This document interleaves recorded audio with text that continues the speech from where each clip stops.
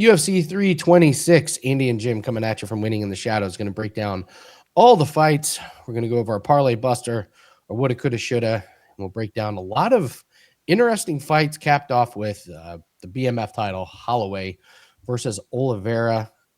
So we need to give a couple of winners from the 3-day pass last week, and we're actually going to give two of them because two guys were really, really close.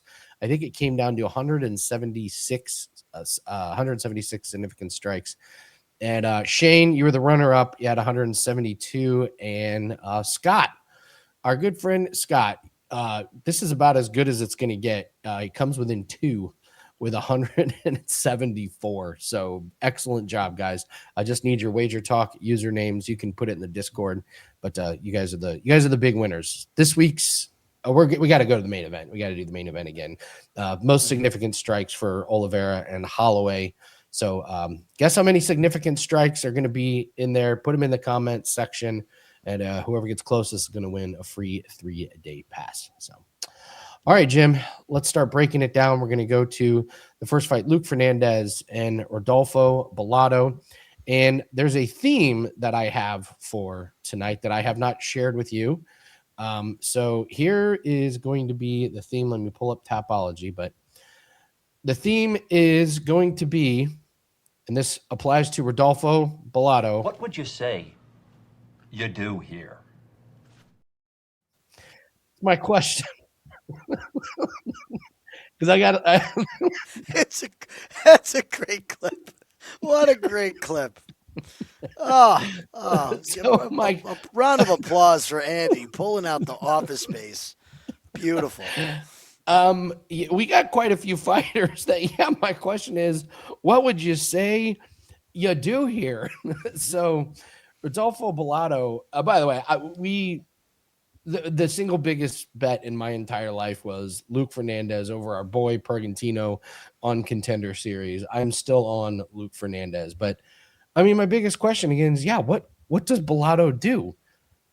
This is a guy who does get the knockout win against Pateria, but he got knocked down and almost slept in the first round. He's lucky to get a draw against Jimmy Crute. Paul Craig basically knocks him out with an up kick that gets rolled to a no contest, and then Navajo Sterling dog walks him. So what would you say you do here? We're big Luke Fernandez fans, and don't let this 6-0 record fool you. This guy is a, lack of a better word, gym rat, wrestling, grappling, you name it. He's done it. He's got a lot of amateur bouts. He's undefeated in grappling matches. This guy can do it all, man. He's the complete package. And he's one of these Contender Series guys that comes in, my opinion, completely UFC ready. I think he's going to start making noise from the very beginning. I think minus 230 is actually fairly generous on him. And I want to make sure I'm not like too emotionally invested in him because of how much money he made us on Contender Series, but I think he's the real deal, and I think he's going to be good from the very beginning.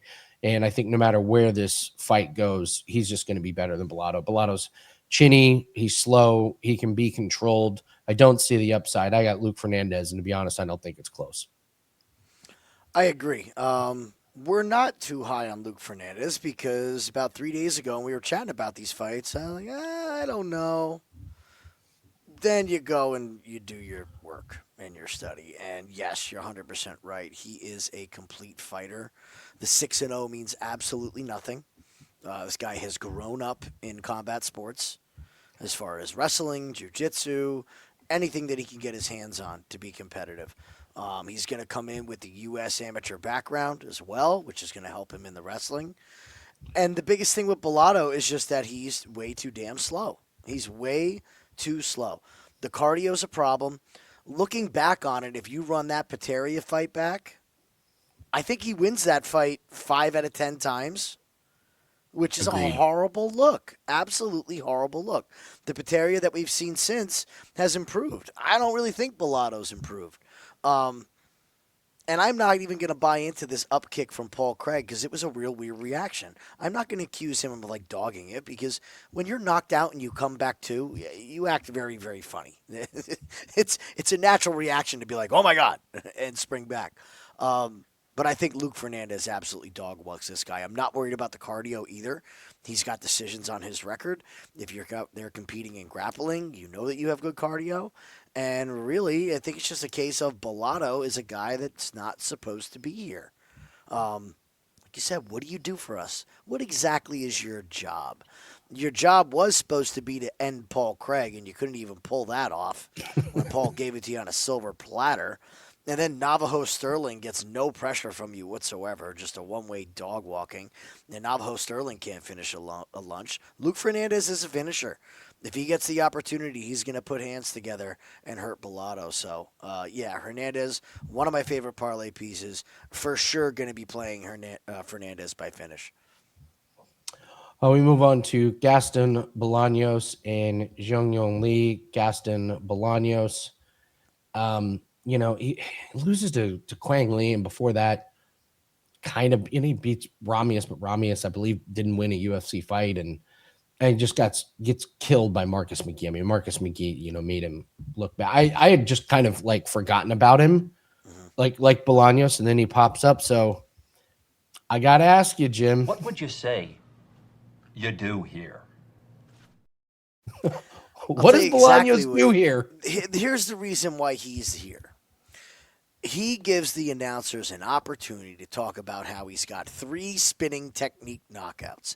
Every single fight, they go on and on about Bolanos, and he has multiple spinning back fist and spinning elbow finishes on his record. What is the trendy move of the year? The spinning back fist and the spinning elbow. They're going to mention it on the walkout. They're going to mention it as soon as he throws it in the cage, and he's going to throw it. And the guy doesn't have cardio. He doesn't have a dominating wrestling ability. 8-5 is a bad record. This is a get this guy out of here and get Lee back on the right track. If you look at both of these guys, too, who makes the UFC more money? It's Lee. It's Lee. It's a better market. They need that market. And we liked Lee. He's had a couple hiccups recently, but he has a fundamental base. I forget which one of these Lee fights. As soon as he walked out, he had the single knee brace on, and we went, uh-oh. Might have been the Santos fight, I want to say. I can't remember, but that was a red flag. One of these 2 fights, he came in injured. I would expect him to be in healthy based off of the amount of time that he's had off. I think he's going to dog walk Fernandez to a decision. He could, Bolanos, he could hang in there for a decision. But Bolanos, when he gasses, God, does he really not show a lot of fight. So really, really hoping that Lee gets back on the right track here. He is definitely the side that I will be picking in this one.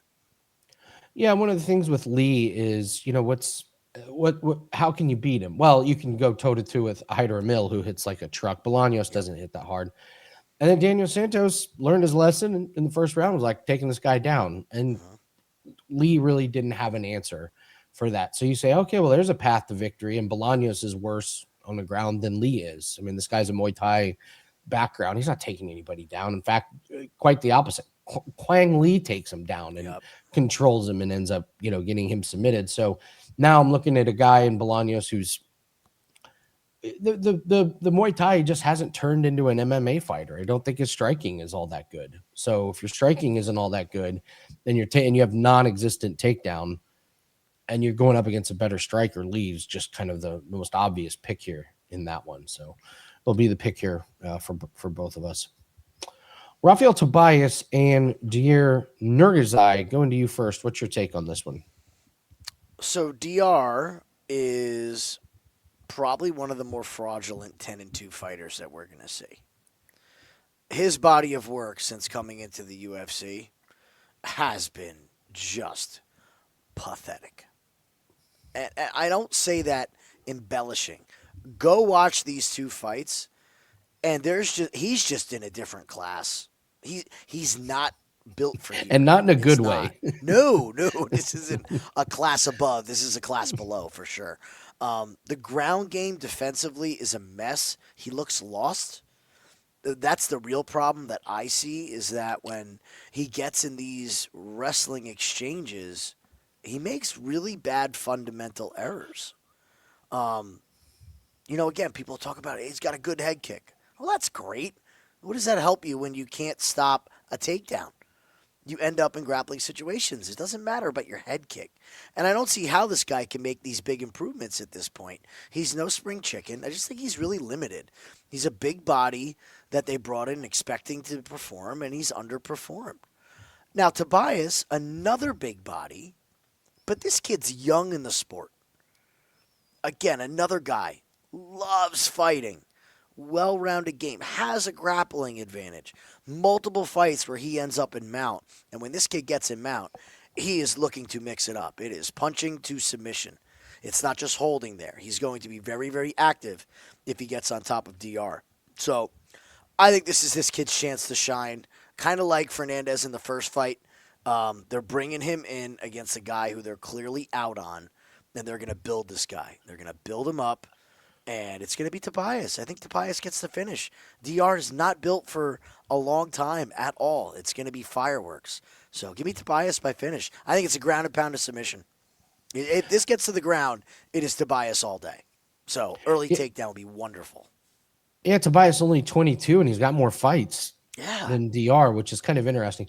I do worry about Tobias on Contender Series. I mean, the guy he fought was really terrible. Mm-hmm.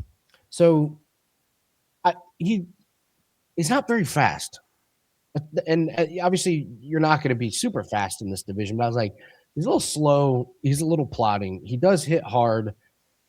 He's been knocked out once, but that's back in 2023. I remember, I believe he was 19 at the time. Yeah, think about it, right?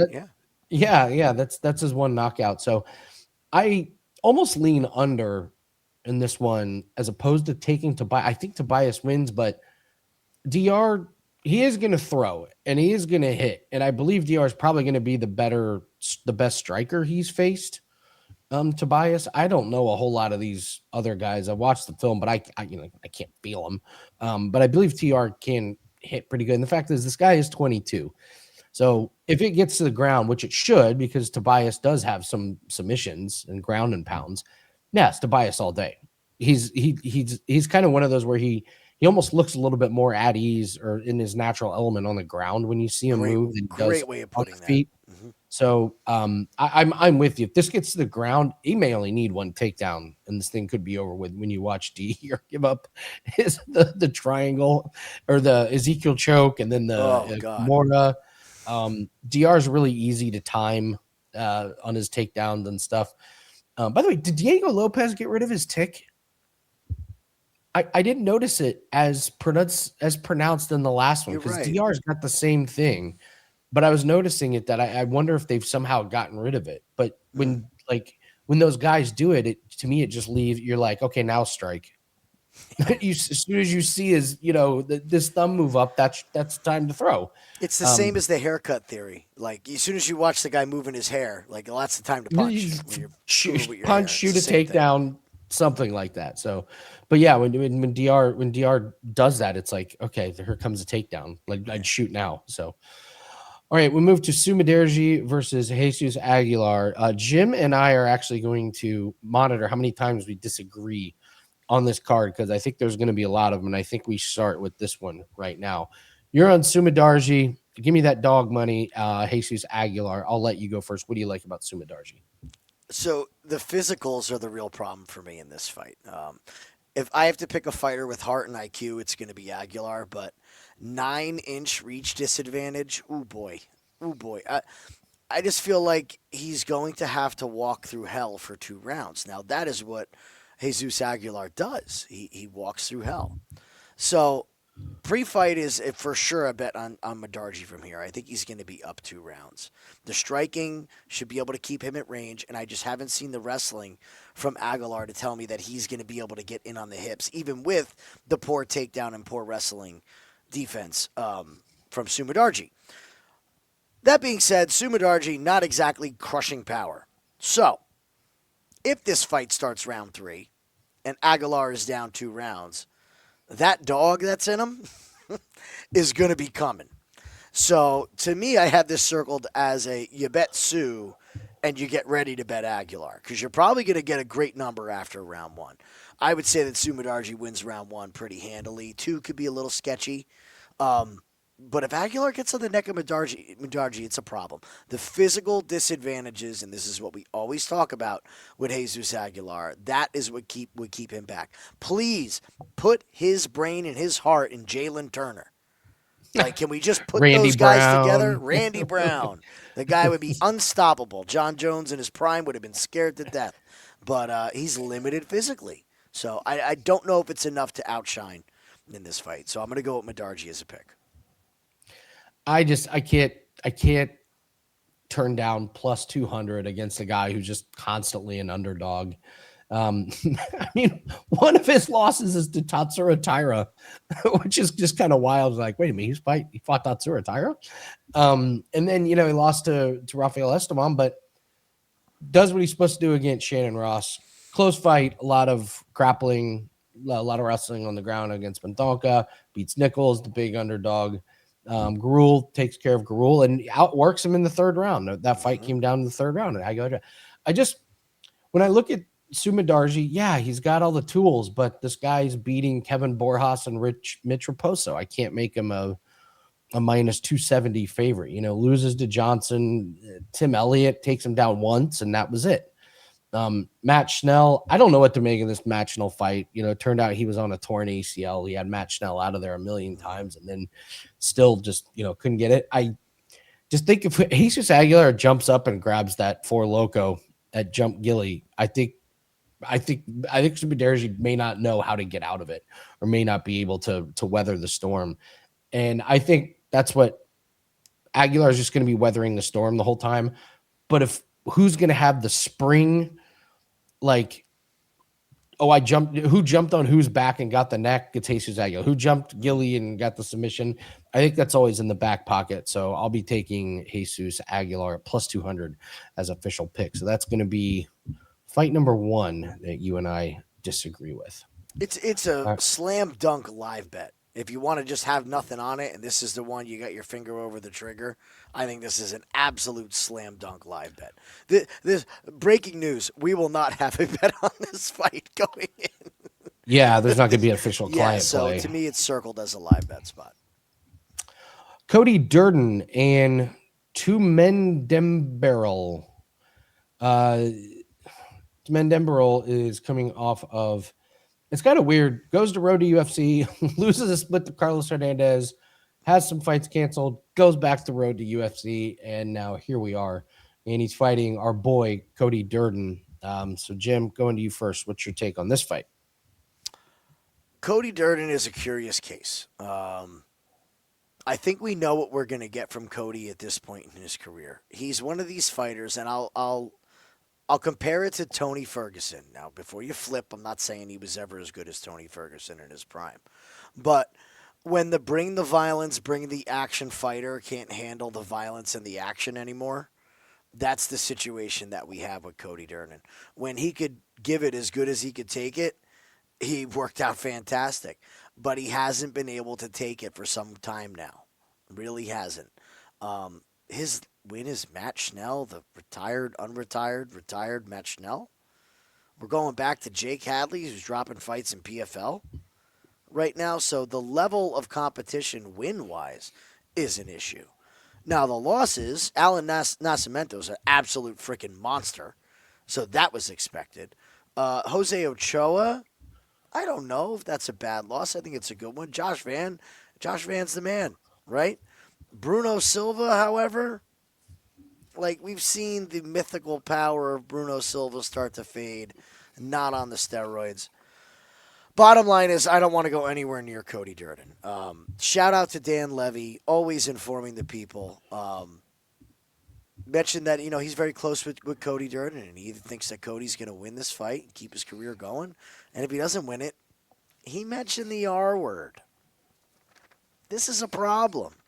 This is somebody that's close to him, and I'm sure it's been kicked around. You can't do this forever, especially with losses like that. And are you really interested in fighting on the regionals at this point once you're in the UFC? He's a lot of other things business-wise going on around him. Very smart man with his money. So I wonder what the motivation factor is. We're either going to see the absolute best of Cody Durden, or we're going to see the man that is inching his way to retirement. Either way, why don't we just bet this fight not to go? Yeah, there you Like, go. is that just the way to go with this thing? I think it is. I don't want to have money on a road to UFC guy. Give me fight doesn't go under 2.5, and you find something to put with it. That's the best bet in this fight. Yeah, Durden just comes out guns a blazing. He's going to win the first round. And if he gets the finish, good for him. Career goes on. But if he doesn't, he just gasses. And that's when his striking falls apart. His takedown defense becomes non-existent. And that's when what do people do when they get tired? What do you always say? They tap. And that's what he does. So I think I'm with you about fight doesn't go, because Durden potentially could get the knockout. This guy's had one shot in the UFC and he lost to Carlos Fernandez. So, is he an elite 9-1 fighter? No, of course not. But Cody Durden, Cody Durden at full strength is pretty good. Cody Durden with no energy is, a tap out waiting to happen. So I think fight to go is probably the best way. If ever there was a live bet on a card, this is it. Like, Another good you one. you hope Cody Durden looks great, doesn't quite get the finish, and the second you see him starting to huff and puff at the end of round one, you know what to do. It's a live bet going against him. It's a great time to bring up what we've noticed this year. There are some things that we've penciled in, and when these fighters get close to a finish and it doesn't happen, Oh man, I you're mean, right. jump on the other guy. The adrenaline dump is real. The adrenaline dump handicap is real. If you go for a finish and you don't get it, it is very, very hard to recuperate from it. So I think it's a great thing to say with live betting, because Cody's going to be a nightmare in round one. He could get close, and if he doesn't get it, you are jumping on a great plus number against the opponent. All right, Alberto Montes and Ricky Turcios. This doesn't apply to one of them, Jim. This is to both these guys. What would you say you do here? I mean, Alberto Montes, we'll start with this guy. Coming off of Contender Series, big win. Okay. Getting this. Oh, wait, that was 2024 Contender Series.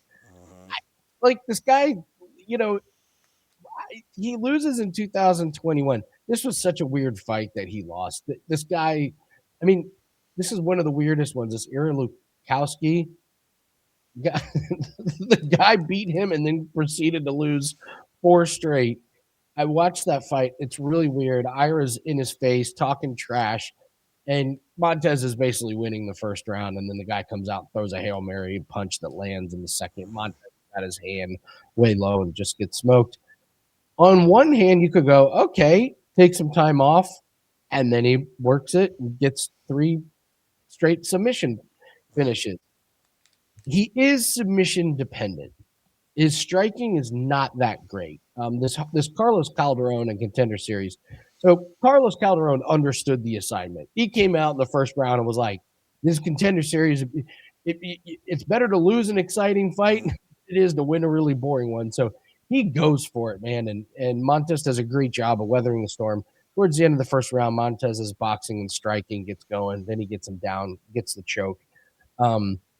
But when Calderon's marching forward, Montes is fairly lost with the striking. Like, his boxing is serviceable, but not very good. So I love his submission game. If he gets this on the ground, yeah, it's Montes all day. Ricky Turcios isn't going to be fighting off some of these guys. This guy's submissions are legit. And on the other hand, you got Ricky Turcios here at 12-5, who, he disappears after the win against Natividad. Does the stupid thing of Raul Rosas, where was that the one where he like taunted him at the beginning and then tried to hit him right off the touch glove, promptly gets submitted. I thought this Bernardo Sopai was not a great look. I saw Bernardo Sopai take him down and, kind of control some time. I don't think Turcios is that good. He's going to be so much bigger. And Montes cannot wrestle.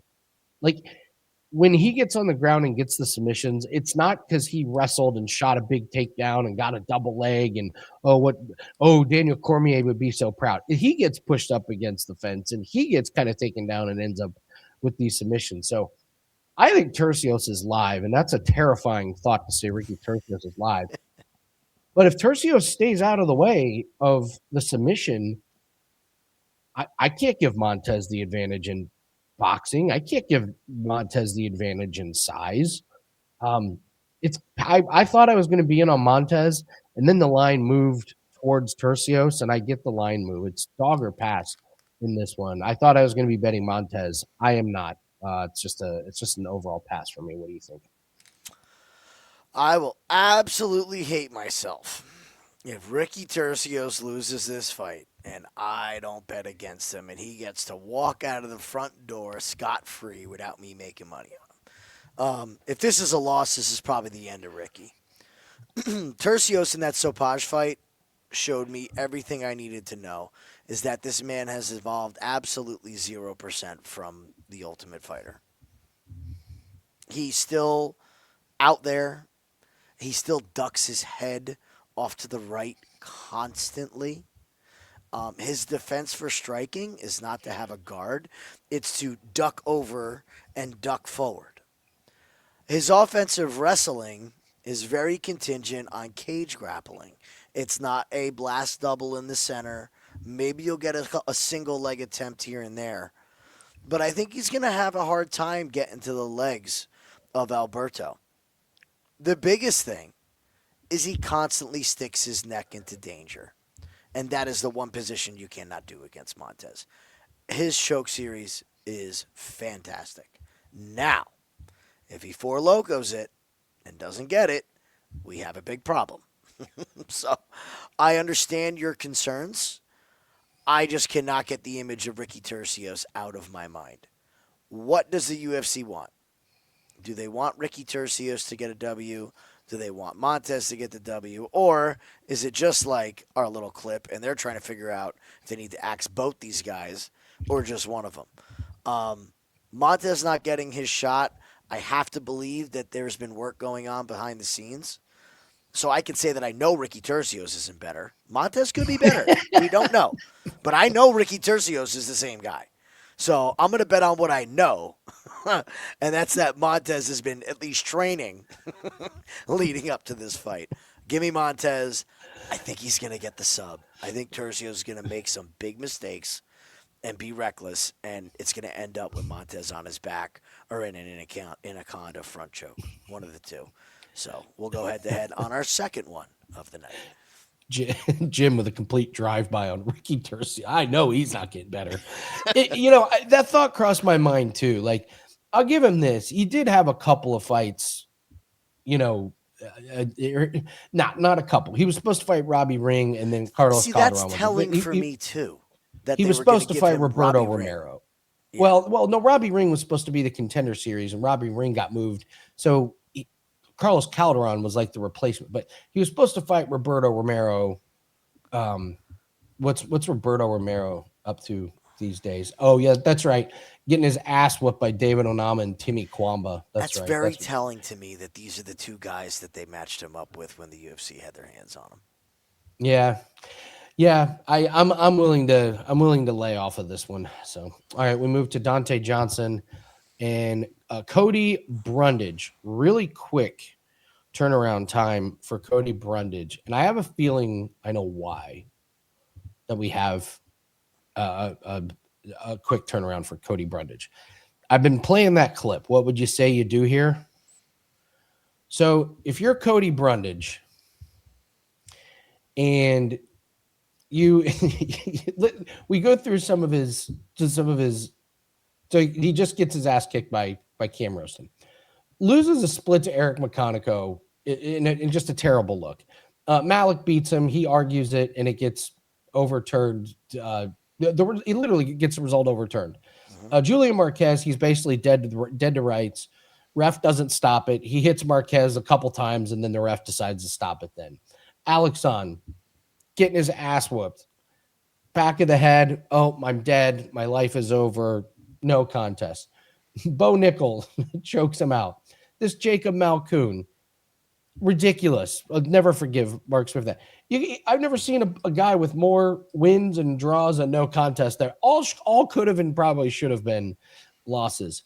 So if you're doing all this and you're kind of going, okay, I'm not winning these fights anymore. What do you need to do to have the UFC keep you around? You got to be available and you got to take fights, and sometimes you got to take fights that you don't really want to take. But when they go, hey Cody, hey, it's Dana and it's Nick here. We got you on speaker. Listen, Dante Johnson is he fought in November and he really needs to get a fight. You know how we've kept you around all these years? What are you doing for UFC 326? If you're Cody, you can't really say no to these. Long story short, I think Dante Johnson kind of beats the shit out of him. Don't hit the back of the head, Dante. You showed that you can submit a bad fighter. You showed you can have power.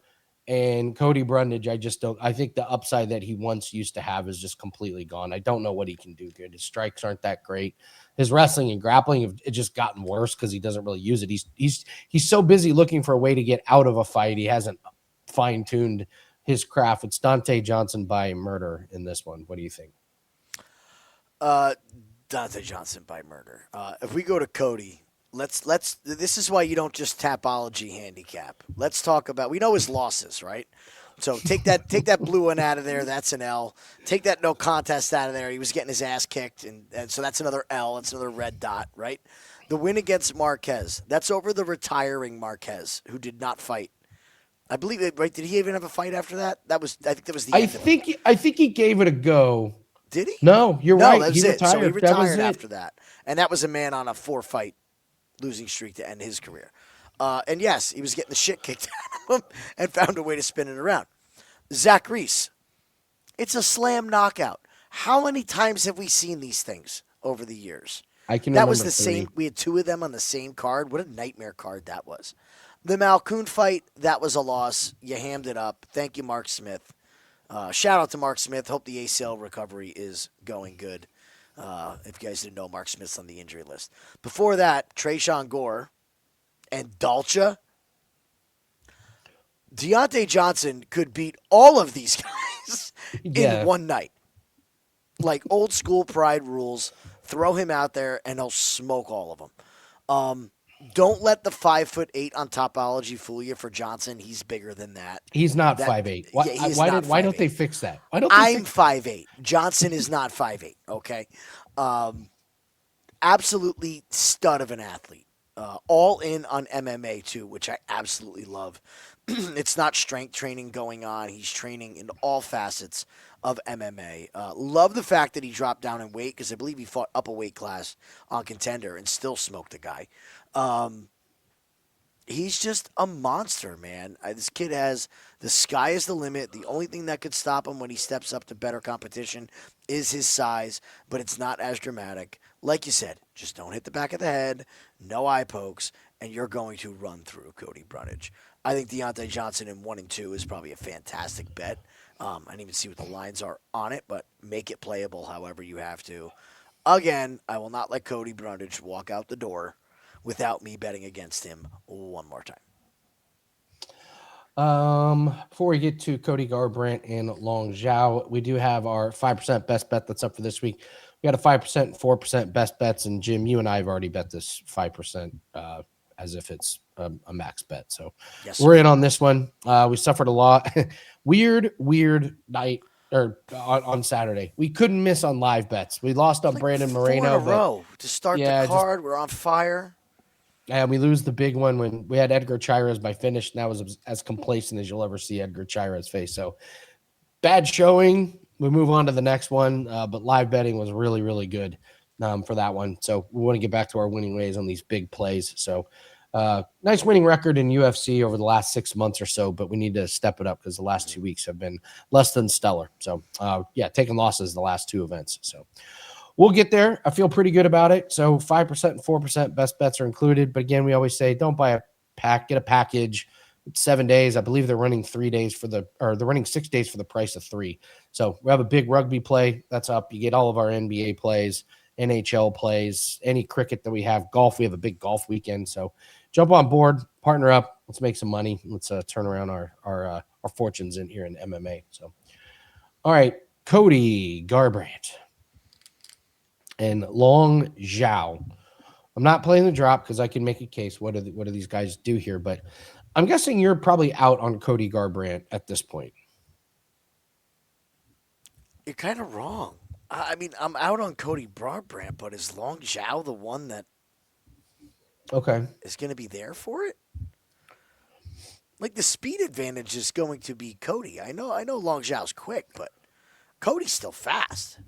The big question for me is, can Long Xiao do the damage that's required to win this fight? Is he going to have knockout power in round 3? Because you're going to need knockout power. Like, Cody can win a decision if you don't touch his chin. The one place that he has been susceptible, more so now, older in his career, is leg kicks. They've been a big problem. I just don't know if Xiao is the one to do it. So, look, when a guy gets a sword tattooed across his eye, I'm not rushing to the window to bet on him. That's poor decision-making outside the cage. But I just don't know. You would think that I'd be like running to the window to fade another Cody and another guy that we think could be out the door. But the UFC loves Cody. He's not going anywhere. I think this is a chance for him to get right. But I ain't no sucker, man. We don't bet on fighters with bad chins. So I'm going to pick Long Xiao.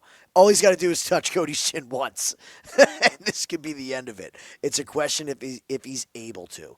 Invest in the leg kicks early. If you see that happening, you're jumping on Long Xiao because it's going to limit the movement of Cody, and then we're going to see from there. But the competition level for Long Xiao is nowhere near what a prime Cody Garbrandt is. We're not seeing a prime Cody Garbrandt. So I'm very, very vexed on this fight as far as where we have to go with this. Is this another one where we just take fight doesn't go?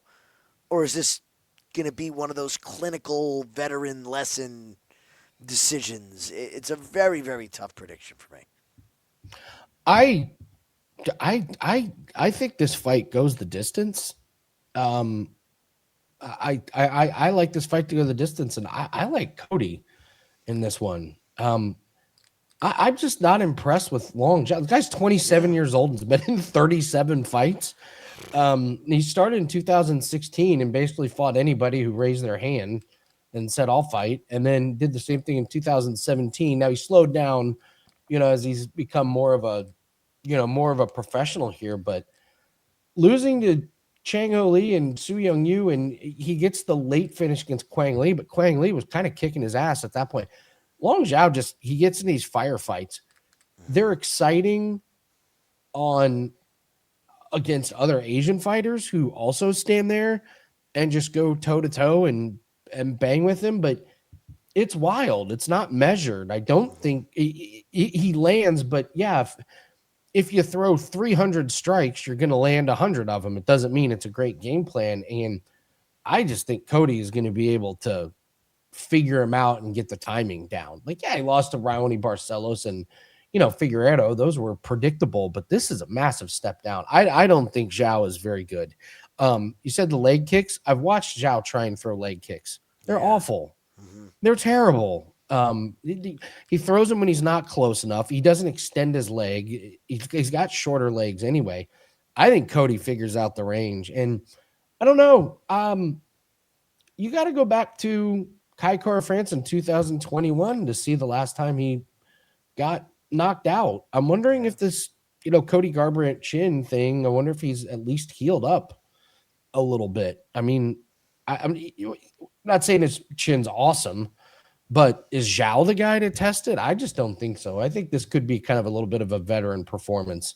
This Long Xiao, 37 fights by the time you're 27 and only fighting these Asian fighters. This feels like let's extend Cody Garbrandt's career type of fight. So if Cody's a dog, I'll absolutely take it, but I'd much more be interested in this fight to actually go the distance. I don't think Long Xiao's the guy to get him out of there. So think about this. Is there a road to UFC fighter that you would take over Cody Garbrandt? It's a damn hard question. They're not that great. The proof is in the pudding. Ray Cerrua, the guy, he's the wrestler. Oh, Ray Cerrua, he's the road to UFC guy, because right? Cody's wrestling sucks, and so does his ground game. Mm-hmm. But yeah, I don't think these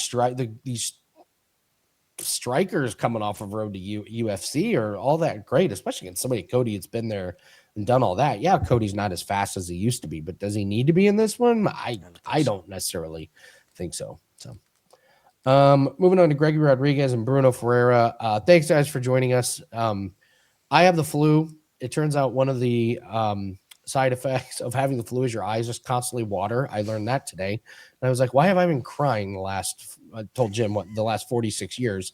But more importantly, why I've been crying the last 3 days. So if you notice my eyes watering constantly throughout the video, I'm not sad yet, but that's what's going on. But appreciate you guys joining us. Please hit the like button, helps us out. And again, post in the comments. First off, give us your best bets, your thoughts on some of these fights.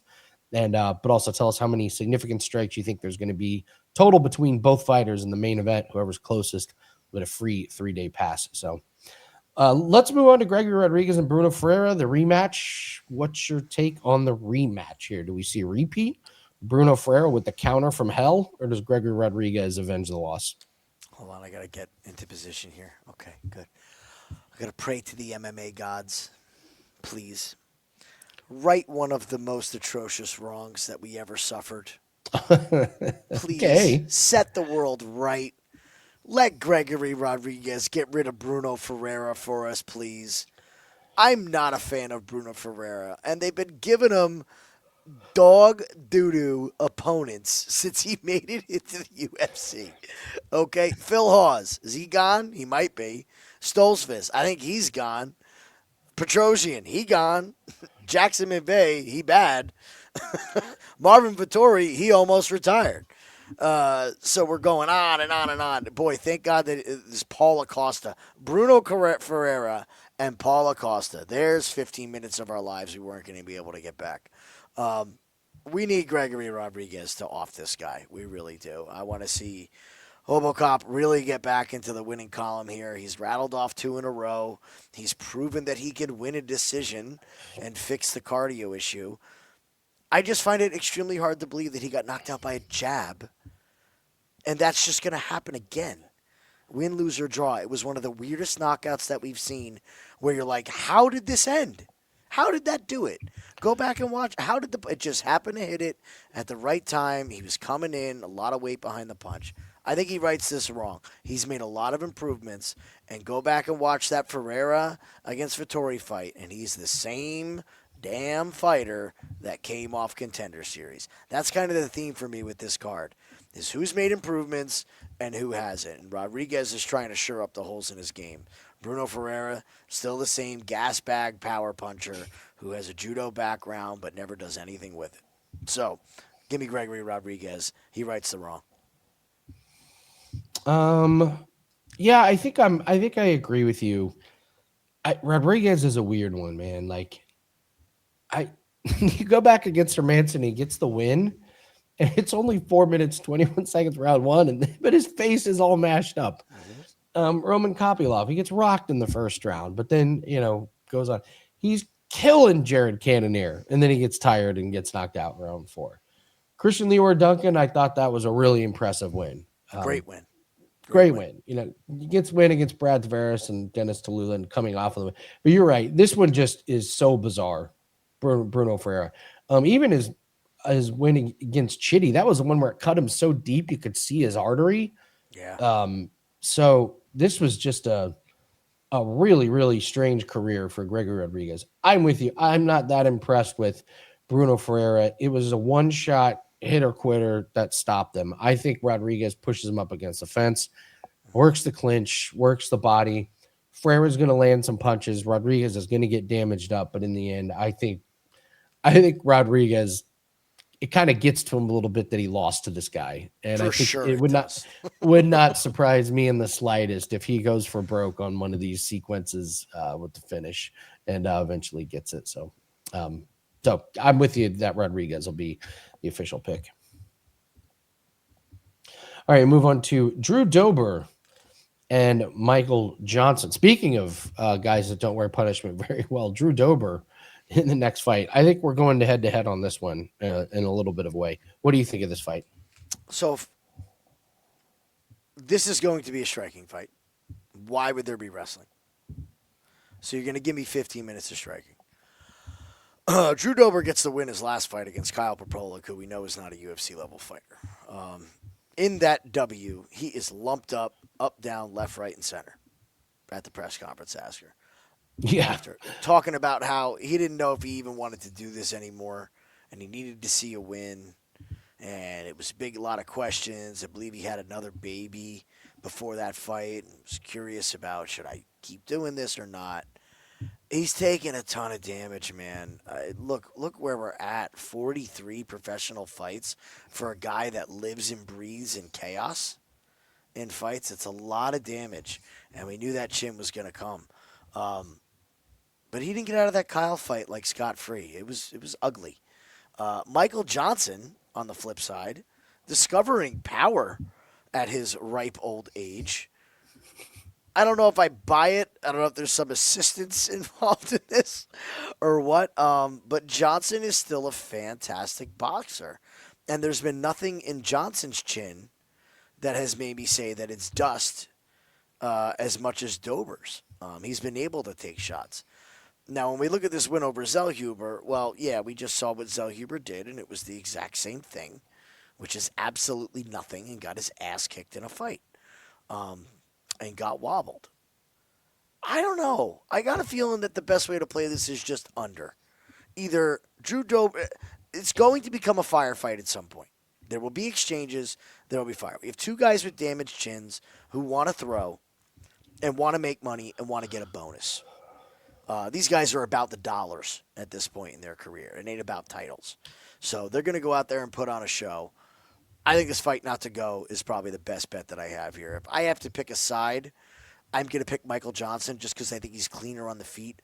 Dober, too much of a wild hooking fighter. Johnson throws really crisp, straight shots and has a great jab. I keep going back to that Torres knockout with Dober where he gets dropped, and it wasn't that flash knockout, but as soon as he got touched, he wasn't there. He just was gone, right? And we saw him hold on to an ankle, and his body just shut down and get pounded by Torres. Could be the same situation here against Johnson. Yeah, I see. I have Michael Johnson by decision here. Here's the other thing about Dober in this Kyle Propolic fight. Round 3, Propolic gets hit with a really bad kick to the balls. Like, Correct. It was bad, and he used up most of the 5 minutes.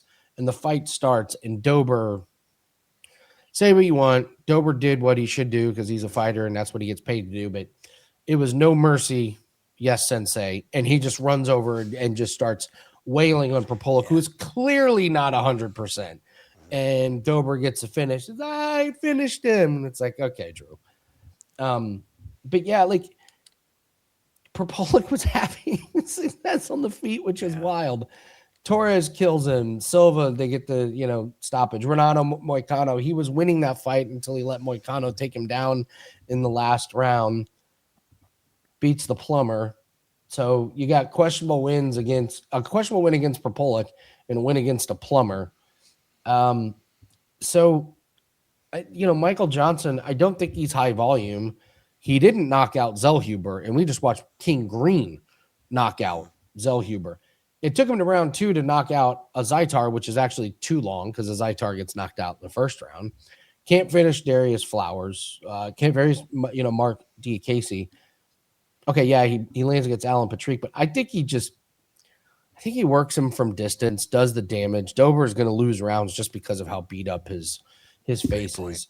So I got Michael Johnson to win, and I got this to go the distance. So you got the under. I got Michael Johnson in this one. So yeah, I don't think Dober hits as hard as he used to. He doesn't. I just haven't seen it. No, he 100% doesn't. He's not the same fighter. We have to let it go. The legendary chin and legendary power is gone. It just is. Yeah. Raul Rosas against Rob Font, boxer versus wrestler here. What? I'm just waiting for whenever the Raul Rosas has I'm going to be a striker in this fight. And it's just not going to go well for him. Is this it? If it's not, then Raul Rosas takes Font down and works him on the ground for a few rounds, and it's really boring. If it's on the feet, Rob Font puts on a boxing display and tunes him up from distance. I can't guess this fight. What do you think?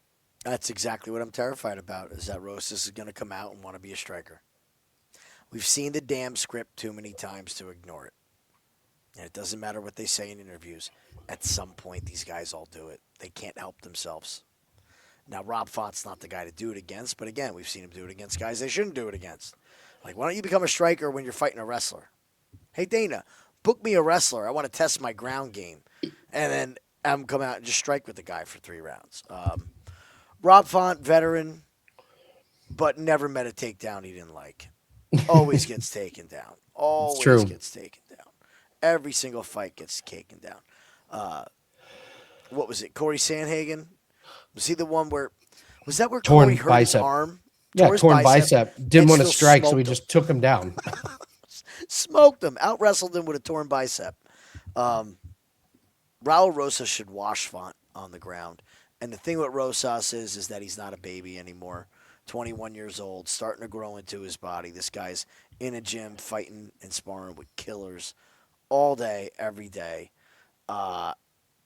Loved what he did against Vince Morales. I thought it was a very mature fight. Recognizing when the finish is there or not there and just put a clinic on Morales. He's going to have to do the same thing against Font. I think Font's tough enough to stay out of the submission. Round 3 is going to be sketchy when it starts, but this should be Rosas. I'll go Rosas by decision. Yeah, I can't disagree. I think we'll know in the first round what we're going to get from him. Now, here's the thing. When you see these wrestlers that, as Jim says, a wrestler when he decides not to wrestler, they're normally a little bit farther in their career, and it's just like, God, this is just too hard to keep doing. So Rosas isn't there yet. He's in his early 20s. So, I mean, if you're betting on Rosas and he gets to take down early, okay, good. But man, if he doesn't, you're terrified. All right, Kyle Borralho and Reinier de Ridder. Both guys coming off a loss. Kyle Borralho to Imavov de Ridder in that really bad look against Brendan Allen here. Because of that, we got Kyle Borralho at minus 300. Interesting how you read this one. We've kind of been the Kyle Borralho whisperer. We've had a good read on basically all of his fights. Actually, I'll go first. Okay. I want no part of Kyle Borralho at minus 300 in this one. Reinier de Ridder, he comes in there and he looks terrible against Gerald Meerschaert, gets the miracle choke, gets a quick choke against Holland, gets a lucky that Bo Nickel does the I'm a wrestler, I'm not going to wrestle. Robert Whittaker, I think, is where he surprised us. Goes 5 rounds and has the cardio, has the striking, looks great. Brendan Allen just looks absolutely terrible, has to quit, and it comes out he's had neurovirus. So that was in October of 2025. I think he has said, listen, I'm 35. I need to get as many fights as possible in while I'm, still in my mid 30s. So, Jim, if you have this big winning streak in the UFC, and then you get neurovirus, which derails your career, and you say, well, I need to get as many fights as possible, but I'm coming off a neurovirus. My body has been through a lot of wear and tear, but I can't take a year off. In fact, I'm only going to take about 6 months off. And the UFC has gotten rid of USADA, and it's easier to take certain products to get back on your feet. I love where you're going with this. I think we may be really surprised at how good de Ridder looks coming into this fight, because he ain't got enough time left in his career to be taking a year off to heal up. And Kyle Borralho, here's the wrestler that is deciding not to wrestler. It worked against Jared Cannonier. It did not work against Nasruddin Imavov. I thought that was kind of a clinic by Imavov. It was very low volume. He's not a natural striker. It's gotten a lot better, but that's like, taking a monkey and it stops throwing its own shit at somebody. Like, see, it's getting better. It's like, well, yeah, but the bar was pretty low here. So, like, I don't know. Saying Kyle Borralho at minus 300 because his striking has gotten better against Renier de Ritter, who can hang on the ground, who's got those wicked knees towards the body. I just think the line is a little too short here, especially when it's only 3 rounds.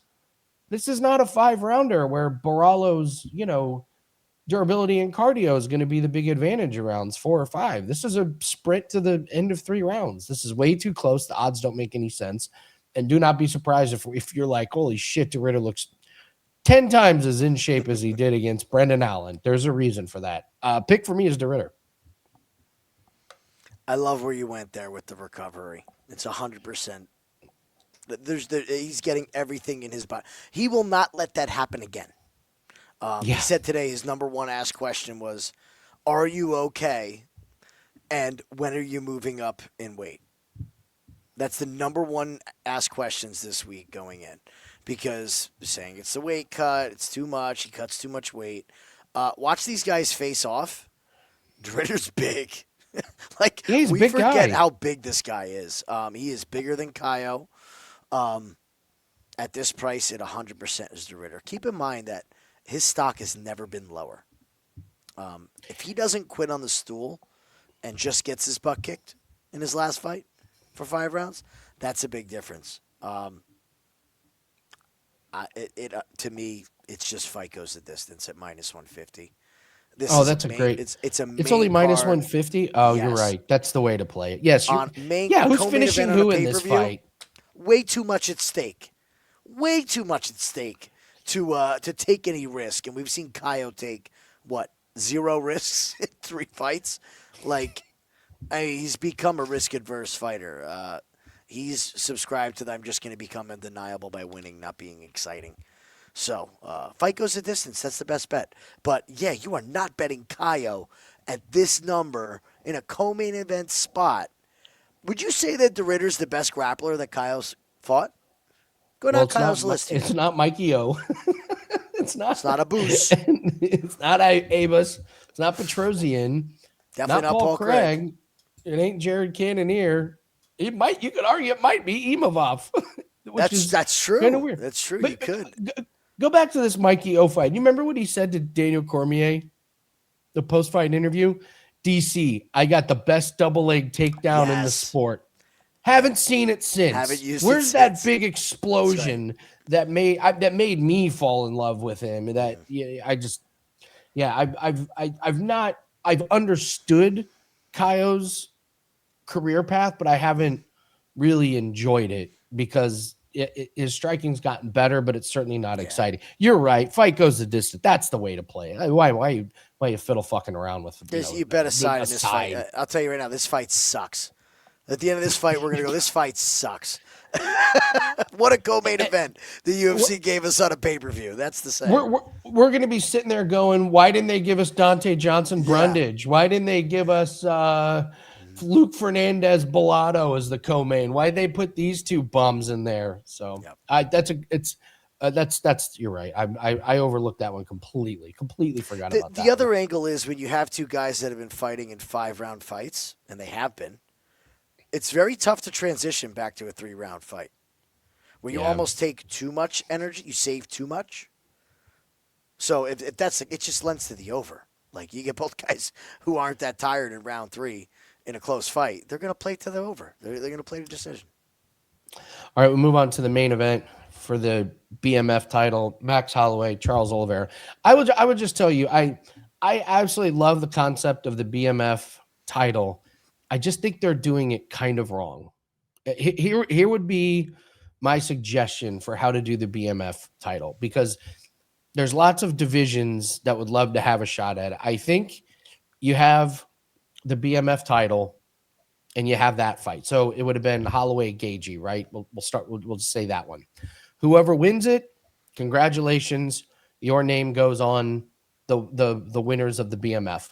But the belt is you get the belt until the next fight, and it could be a different division.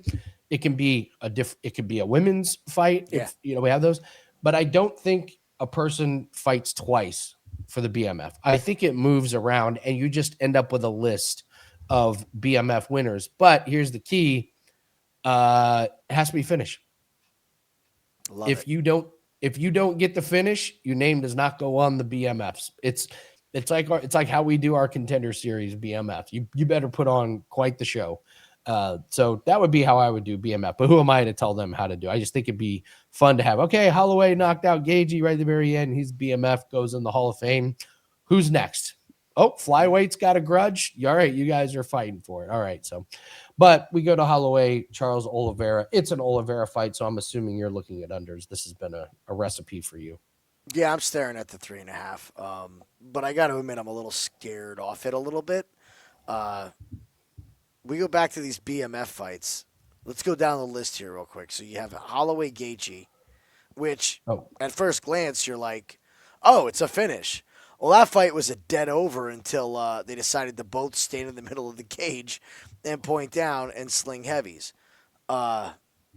You know what? I don't mean to cut you up, but you're right. Okay. Up until that point, it was just a boxing from range Holloway clinic.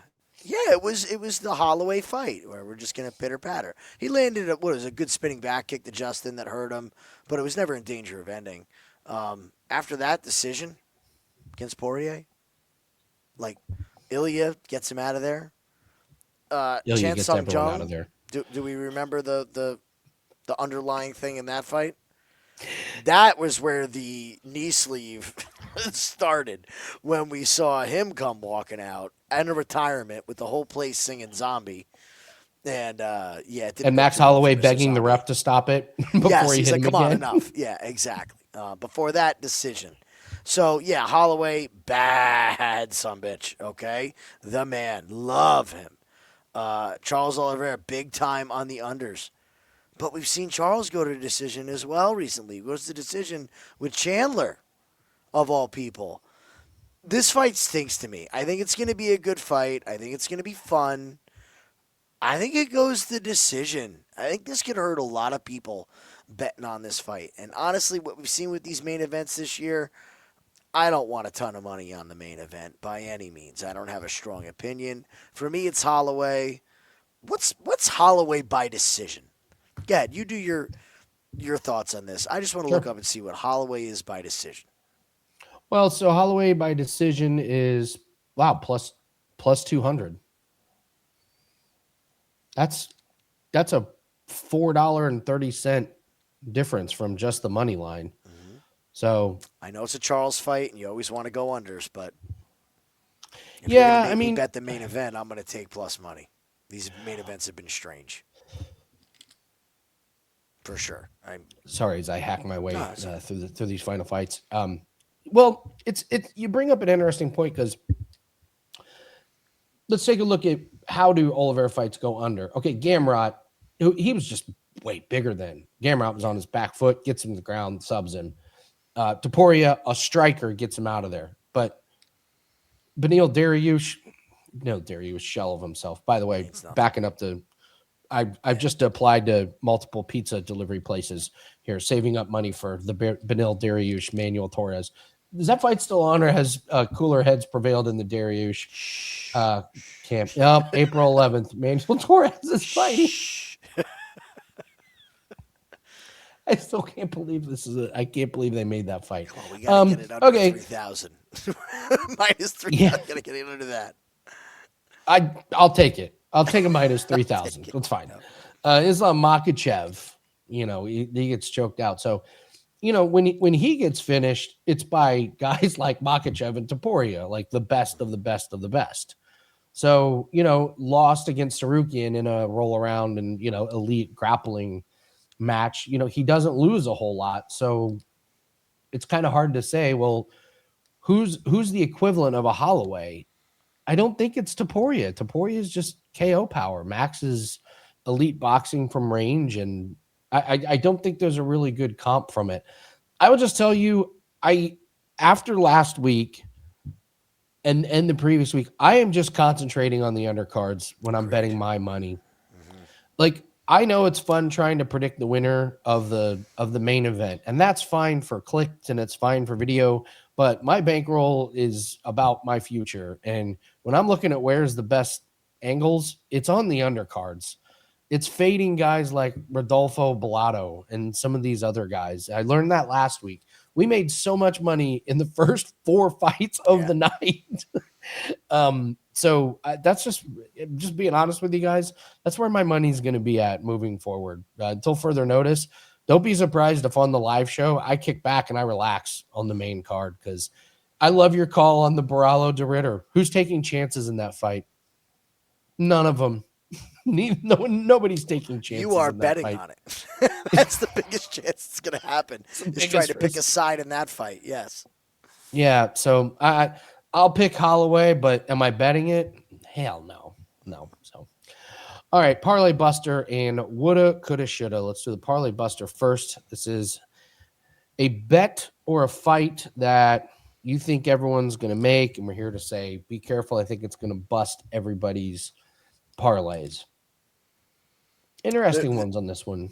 There's 2 clear-cut favorites for me, and I'm gonna guess yours right out the gate, and then you can give the breakdown if I'm right. Okay. You're going with Sumudaerji.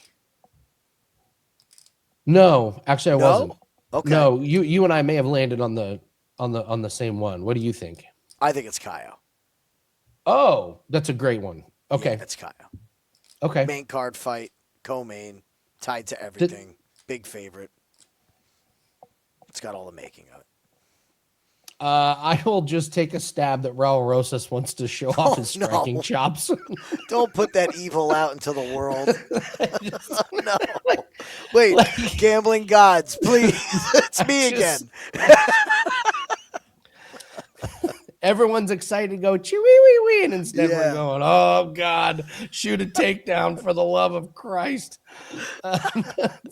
So the other thing I can see is he tries off his striking chops in the first round. It doesn't go well, and now he's tired. So he does try and get takedowns, except Rob Font just stands up before he can get the body triangle, and he gets a little tired. So I'll take a stab at Raul Rosas. Wow. Wants to work some striking on this one. But all right, woulda, coulda, shoulda. What's the bet that at the end of the night we're gonna be like, gosh, dang it, we didn't make enough money on that one? You got a good one? Yeah, it's gonna be go up for me, please. It's going to be Montes. You skipped him for me. There you go. It's gonna be Montes by submission over Turcios. Just like in the first minute, Ricky shoots a shit takedown. You see, you watch in slow motion the anaconda choke get put on, and just go, oh no, like it's over before the choke's even in, kind of deal. And Ricky rides off into the sunset without me making money on him. So if he wins, I think it's gonna be by sub. Yeah, I'll hate myself. Let's see. I'll go with, it's got to be a fight that we didn't make enough money off of. I'll just take a stab at, what if I've seen a lot of support for Bruno Ferreira this week. Mm-hmm. So what if Gregory Rodrigues, we're like, well, of course it was Gregory Rodrigues. First fight on the main card, they want violence. He got knocked out by Bruno Ferreira last time, and Bruno Ferreira's beating guys like the washed Marvin Vettori, and then all of a sudden we realize that Gregory Rodrigues is bigger and stronger and better in the clinch, and we're like, of course it was always going to be Gregory Rodrigues. So I'll go with that one as my pick. So that's a good one. All right, guys, thanks very much. That's going to do it for us. We will be live on Saturday for UFC 326. Hopefully it's a really, really good start to the card like we had last time. We got 5% and 4% best bets over at Wager Talk. Again, post a comment. Leave us how many significant strikes you think there will be in the main event total between Holloway and Oliveira. Whoever's closest gets a free 3-day pass. Shane and Scott, I need you to reach out in Discord and DM me your Wager Talk username, and I'll apply that 3-day pass to your accounts. Thanks very much, guys, for watching. Hit the like button. Good luck on your bets, and we'll see everyone later. Take care. Good luck, guys.